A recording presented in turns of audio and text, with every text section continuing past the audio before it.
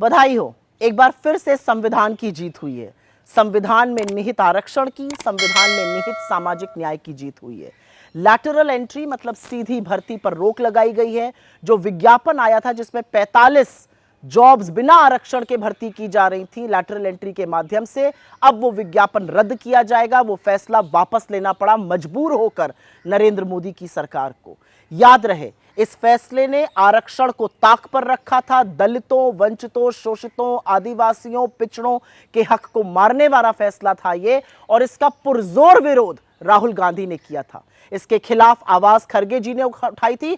पूरे इंडिया गठबंधन ने इसके खिलाफ पुरजोर विरोध किया था, क्योंकि यह संविधान में निहित आरक्षण पर एक बड़ा प्रहार था।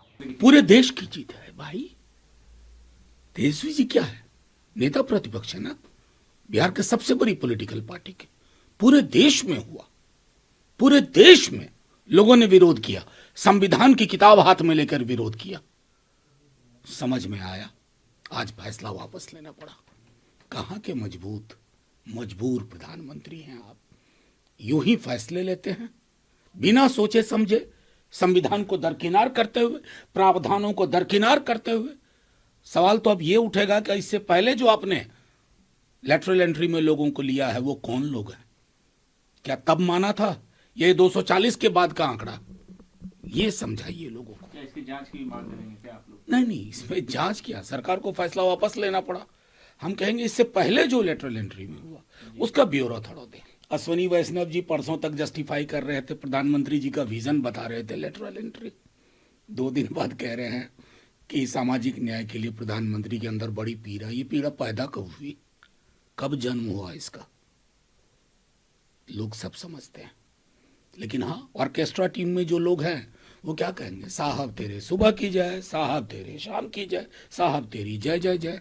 तेजस्वी यादव जी बहुत गरीबों के हितैषी हैं, दलितों के, कमजोर तबके के हितैषी हैं। वो घोषणा करें कि जो हम उसके हक को मार रहे हैं, ऐसे मानसिकता के लोग उसके लिए अपने अधिकार को उसके हवाले करेंगे? है हिम्मत? अरे वो भी देश के प्रधानमंत्री नरेंद्र मोदी जी और बिहार के मुख्यमंत्री नीतीश कुमार जी कमजोर तबका के, दलितों, शोषितों, गरीबों के हित में काम करते हैं। जो अपने पार्टी के अंदर दलितों को, गरीबों को बंधुआ मजदूर के तरह रखते हैं, वो आरक्षण की बात करने वाले बेईमानी कर रहे हैं। प्रधानमंत्री आदेश करते जाएंगे, विपक्ष में हमारा नेता राहुल गांधी बताते जाएंगे कि तुम्हारा गलतियां क्या है। इसके ऊपर तो बहुत लाद देते हैं। राहुल गांधी को जिस तरह सताना है, जिस तरह उनको बेइज्जती करना है, कहीं और बिठा दे, उनका घर निकाल दे, उनका पद निकाल दे, ये बहुत करे हैं। मगर क्यों? राहुल गांधी अपने आप के लिए नहीं लड़ रहा है, देश के लिए, संविधान की सुरक्षा के लिए।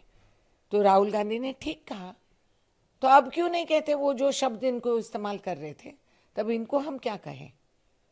इनको कोई जानकारी है, समझ है? फर्जी डॉक्यूमेंट लेकर हम पढ़े लिखे बन गए तो बहुत मुश्किल होता है, क्योंकि ज्ञान रहना चाहिए, संविधान को समझना चाहिए, आपके रूह में वो रहना चाहिए जब आप इस पद पे आके बैठते हैं। तेजस्वी यादव को कुछ याद दिलाना जरूरी है। उनके पिताजी मनमोहन सिंह की सरकार में रेल मंत्री थे। Manmohan Singh revenue secretary, finance secretary सीधा बने थे। कहां से आए थे? कोई आईएएस आईपीएस थे क्या? विजय केलकर बने वित्त सचिव, बाहर से आए थे ना। पूरे कांग्रेस का इतिहास भरा हुआ है। मोन्टेक सिंह अहलुवालिया कहां से आए थे? वित्त विभाग के बड़े बड़े सचिव बने, वो भी बाहर से आए थे। तेजस्वी बाबू थोड़ा होमवर्क करना सीखिए। यहाँ तो हमारे मोदी जी ने स्पष्ट कहा, पिछड़ों के हक पर हम कोई हमला नहीं होने देंगे। उसको कैंसिल किया जो यूपीएससी ने कोशिश की थी। उसी प्रकार से क्रीमी लेयर के सुप्रीम कोर्ट के फैसले को कहा, ये हमें मान्य नहीं है। एससी एसटी का हम पूरा सम्मान करते हैं। फैसला आज का नहीं है, ये कांग्रेस पार्टी का पाप था। कांग्रेस पार्टी ने इसी तरह याद कीजिए, एक देश के प्रधानमंत्री हुए मनमोहन सिंह जी, 1976 में फाइनेंस सेक्रेटरी इसी तरह बनाया था। कोई आईएएस ऑफिसर नहीं थे मनमोहन सिंह जी। और श्रीमती इंदिरा गांधी और जवाहरलाल नेहरू के पीरियड में कई लोग ऐसे आए थे। लेकिन मैं तो धन्यवाद देता हूं प्रधानमंत्री नरेंद्र मोदी जी को, जिन्होंने इस पर तुरंत कार्रवाई किया। विपक्ष कह रहा है कि हमारे दबाव की वजह से। अरे विपक्ष तो बाहर में बैठा है ना, जब वो सरकार में थे तो नहीं किए, ये हमारा कहना है।